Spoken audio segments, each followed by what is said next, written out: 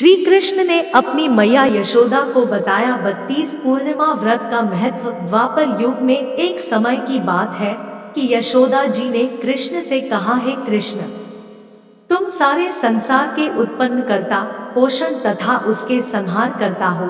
आज कोई ऐसा व्रत मुझसे कहो जिसके करने से मृत्युलोक में स्त्रियां को विधवा होने का भय न रहे तथा यह व्रत सभी मनुष्यों की मनोकामना पूर्ण करने वाला हो।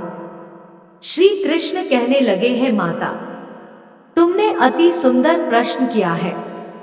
मैं तुमसे ऐसे ही व्रत को सविस्तार कहता हूँ। सौभाग्य की प्राप्ति के लिए स्त्रियों को द्वात्रिंशत् अर्थात 32 पूर्णिमाओं का व्रत करना चाहिए। इस व्रत को करने से स्त्रियों को सौभाग्य संपत्ति मिलती है। यह व्रत अचल सौभाग्य को देने वाला और भगवान शंकर के प्रति मनुष्य मात्र की भक्ति को बढ़ाने वाला है। यशोदा जी कहने लगी हैं, कृष्ण, सर्वप्रथम इस व्रत को मृत्युलोक में किसने किया था? इसके विषय विस्तार पूर्वक मुझसे कहो। श्री कृष्ण जी कहने लगे कि इस भूमंडल पर एक अत्यंत प्रसिद्ध राजा चंद्रहास से पालित अनेक प्रकार के रत्नों से परिपूर्ण कातिका नाम की एक नगरी थी। वहां धनेश्वर नाम का एक ब्राह्मण था और इसकी स्त्री अति सुशील रूपवती थी। दोनों ही उस नगरी में बड़े प्रेम से साथ रहते थे। घर में धन धान्य आदि की कोई कमी नहीं थी। उनको एक बड़ा दुख था, उनके कोई संतान नहीं थी, जिस वजह से वह बहुत दुखी रहते थे। एक दिन एक बड़ा तपस्वी योगी उस नगरी में आया। वह योगी बाकी सभी घरों से भिक्षा मांगकर भोजन किया करता था, लेकिन उस ब्राह्मण के घर से भिक्षा नहीं मांगा करता था। एक दिन योगी गंगा किनारे भिक्षा मांगकर प्रेमपूर्वक खा रहा था कि धनेश्वर ने योगी को यह सब करते देख लिया। सब कार्य किसी प्रकार से देख लिया। अपनी भिक्षा अनादर से दुखी होकर धनेश्वर योगी से बोले, और सभी घरों से भिक्षा लेते हैं परंतु मेरे घर की भिक्षा कभी भी नहीं लेते, इसका कारण क्या है? योगी कहने लगा कि आपके धर्म हमें इस बात की आज्ञा नहीं देता है, क्योंकि अभी आप गृहस्थ जीवन में एक सुख से वंचित हैं। आपके घर संतान होने पर मैं आपके घर से भी भिक्षा स्वीकार कर लूंगा। उन्होंने कहा कि जिसे संतान नहीं है उसके घर से भिक्षा लेने से मेरे भी पतित हो जाने का भय है। धनेश्वर यह सब बात सुनकर बहुत दुखी हुआ और हाथ जोड़कर योगी के पैरों पर गिर पड़ा तथा दुखी मन से कहने लगा कि आप मुझे संतान प्राप्ति के उपाय बताएं। आप सर्वज्ञ हैं, मुझ पर अवश्य ही यह कृपा कीजिए। धन की मेरे घर में कोई कमी नहीं है, लेकिन मैं संतान न होने के कारण अत्यंत दुखी हूँ। आप मेरे इस दुख का हरण कीजिए। यह सुनकर योगी कहने लगे, तुम चंडी की आराधना करो। घर पहुंचकर उन्होंने यह सारी बात अपनी पत्नी को बताई और खुद वन में चला गया। वन में पहुंचकर उसने चंडी की आराधना की और उपवास किया। चंडी ने 16 दिन उसको सपने में दर्शन दिए और कहा कि हे धनेश्वर, जा, तेरे पुत्र होगा, लेकिन उसकी आयु सिर्फ 16 वर्ष होगी। 16 वर्ष की आयु में ही उसकी मृत्यु हो जाएगी। अगर तुम दोनों स्त्री और पुरुष 32 पूर्णिमाओं को व्रत करोगे तो यह दीर्घायु हो जाएगा। जितनी तुम्हारा सामर्थ हो उतने आचे के दिए जलाकर शिवजी का पूजन करना, लेकिन पूर्णमासी 32 ही होनी चाहिए। सुबह होती ही तुम्हें इस स्थान के पास एक आम का पेड़ दिखाई देगा। उस पर चढ़कर एक फल तोड़कर अपने घर चले जाना। अपनी स्त्री का इस बारे में बताना। सुबह स्नान होने के बाद वह स्वच्छ होकर शंकर जी का ध्यान करके उस फल को खा ले।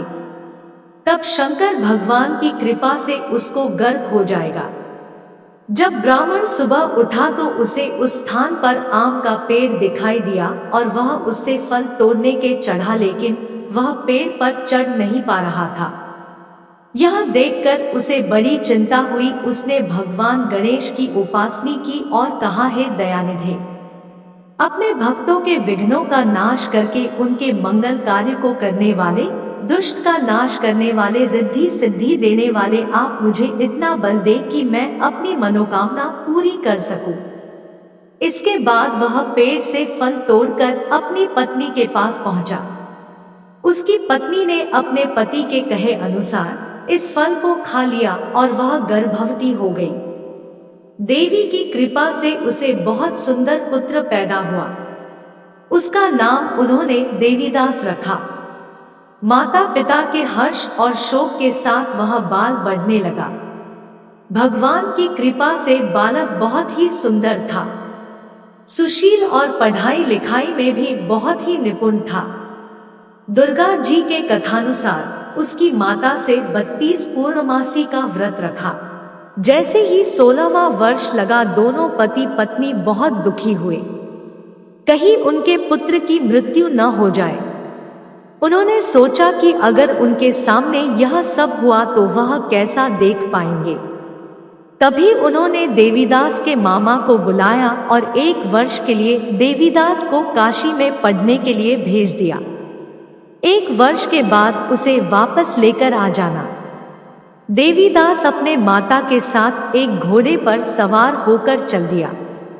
उसके मामा को भी यह बात पता नहीं था।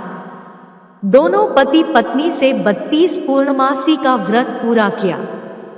दूसरी तरफ मामा और भांजा दोनों रात गुजारने के लिए रास्ते में एक गांव में रुके।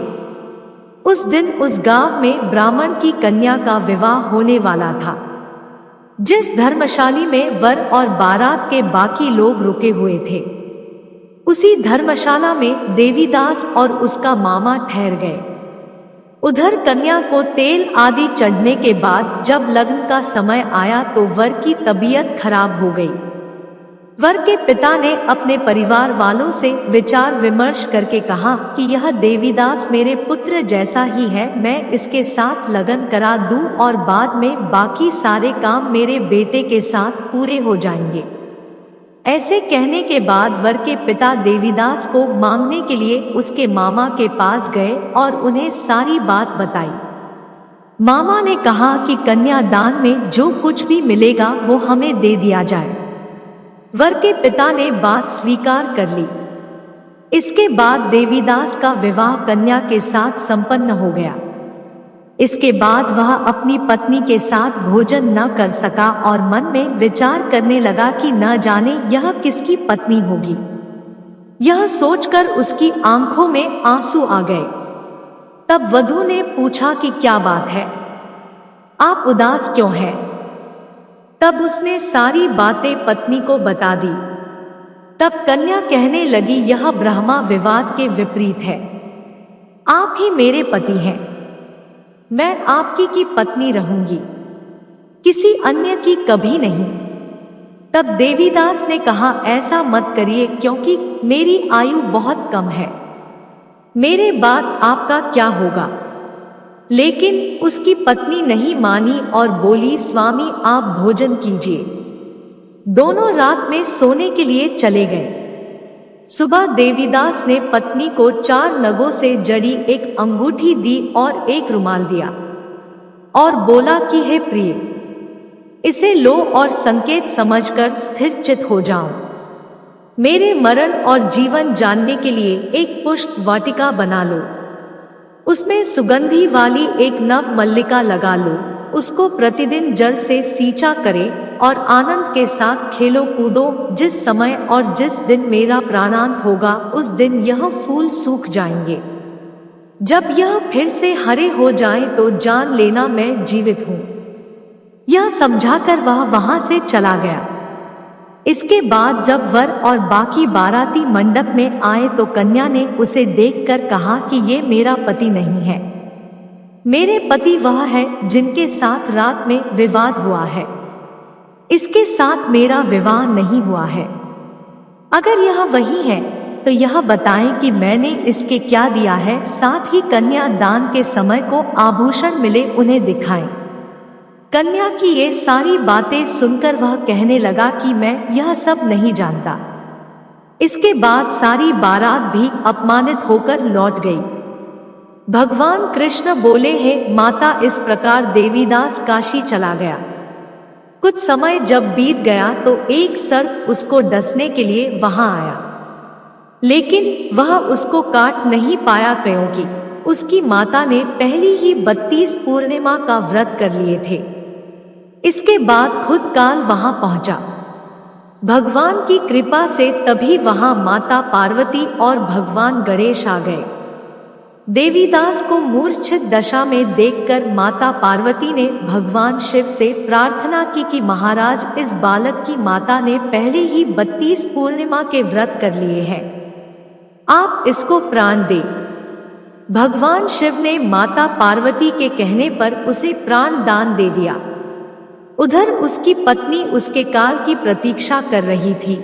उसकी पत्नी ने जाकर देखा कि पुष्प और पत्र दोनों ही नहीं है, तो उसको बहुत आश्चर्य हुआ और जब उसने देखा कि पुष्पवाटिका फिर से हरी हो गई तो वह समझ गई कि उसका पति जिंदा हो गया है। इसके बाद वह बहुत ही प्रसन्न होकर अपने पिता से कहने लगी कि मेरे पति जीवित हैं, उनको ढूंढिए। जब 16वां वर्ष व्यतीत हो गया तो देवीदास भी अपने मामा के साथ काशी चल दिया।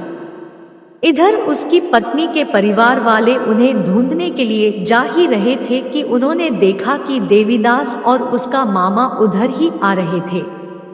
उसको देखकर उनके ससुर बहुत प्रसन्न हुए और उसे अपने घर ले आए। वहां सारा वगर इकट्ठा हो गया और कन्या ने भी उसे पहचान लिया। देवीदास ने इसके बाद अपनी पत्नी और मामा को लेकर वहां से चल दिया। उसके ससुर ने भी उसे बहुत धन दहेज दिया। जब वह अपने घर की तरफ चल रहा था तो उसके माता पिता को लोगों ने खबर कर दी, तुम्हारा पुत्र देवीदास अपनी पत्नी और मामा के साथ आ रहा है।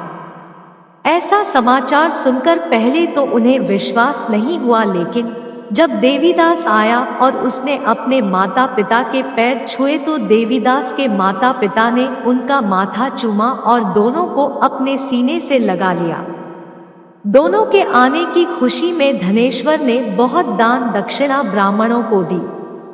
श्री कृष्ण जी कहने लगे कि इस तरह धनेश्वर को 32 पूर्णिमाओं को व्रत के प्रभाव से संतान प्राप्त हुई। जो स्त्रियां इस व्रत को करती हैं वह जन्म जन्मांतरों तक वैधव्य का दुख नहीं भोगती है और सदैव सौभाग्यवती रहती है। यह मेरा वचन है। यह व्रत संतान देने वाला और सभी मनोकामनाओं को पूरा करने वाला है।